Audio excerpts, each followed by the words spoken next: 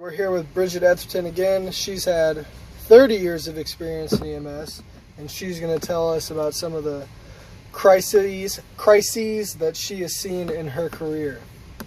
Well, and like I said, in my 30 years of being in EMS, it's been very rewarding, but it's also been very challenging because in Bullitt County alone, we've had many disasters. We've had 2 train derailments that has caused us to actually, be, I guess what you'd say, stationed in one area for days upon days.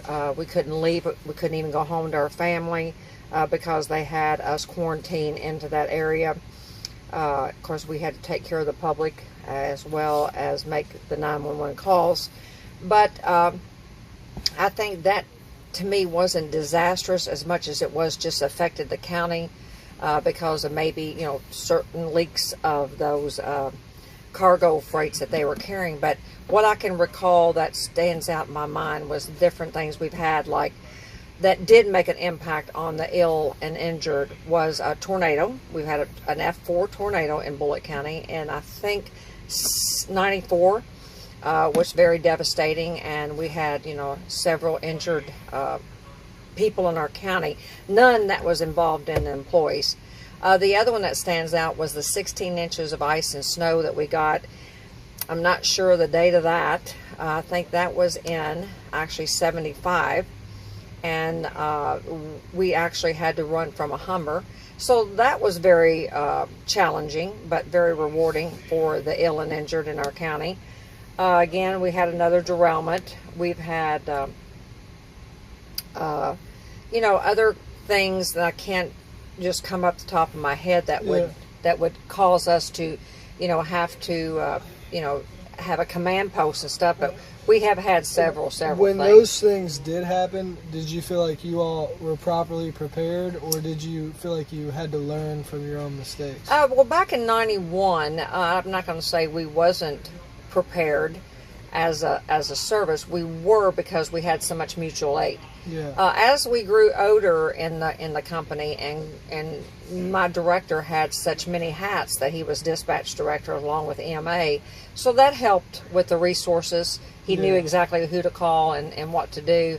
So because the director of Bullitt County EMS is still currently EMA also, right? He is currently EMA also, not dispatch, but he is EMA. So like I said, as the smallest county of 70-something plus thousand people, I think we have done very well with all the disasters we've had, because like I said, we've had 2 or 3 train derailments, one since I've not been there, so a total of 3. Yeah. Tornadoes, several floods, which we all have to come together, give tetanus shots, and still get those people out. Even as EMS, we still got people out of areas that they could not get out of. So we've done many of things that I've not actually been trained to do, but a lot of it's just common sense. Yeah. So I think the crisis of Bullitt County has made us grow into a stronger service, because it just isn't just a little toe-ache 911 call all the time. Yeah. It's multiple calls. So for someone who, like me, who wants to be an administrator in EMS, what do you think the best way of setting up maybe a crisis intervention team? I don't want to say crisis intervention team, because they use that word when someone has PTSD. CISD, right? I mean, or CISD, more like a team that of EMS providers that almost like EMA, because for example, Yellow doesn't have EMA, and we cover.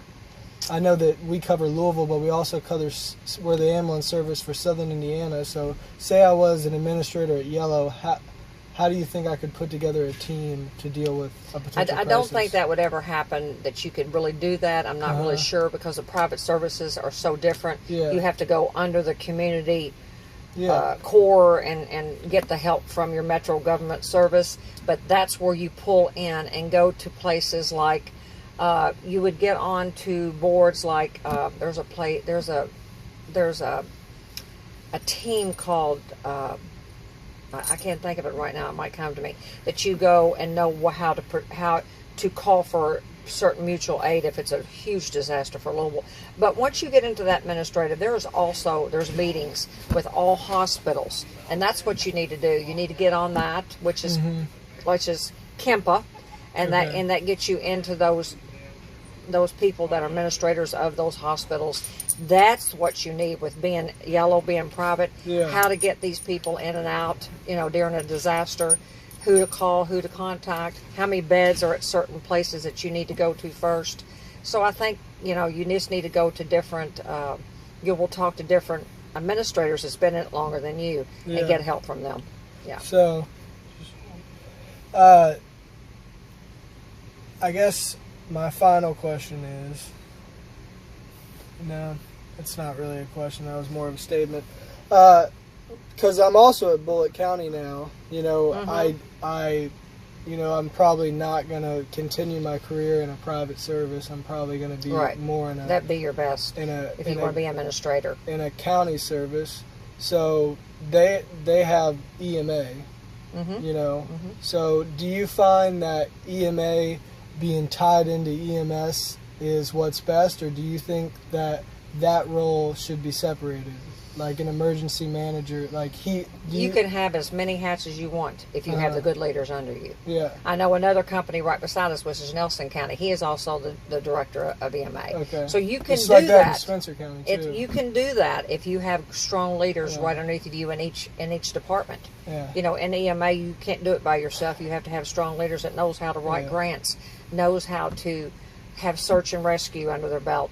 Same thing with EMS. You have strong leaders, you can handle a hat of everything. I find the biggest difference between like Nelson and Spencer and Bullitt. Bullitt County might have a population of 70,000, but they say that doubles during the workday. Right. So you all could potentially be having 150,000 people.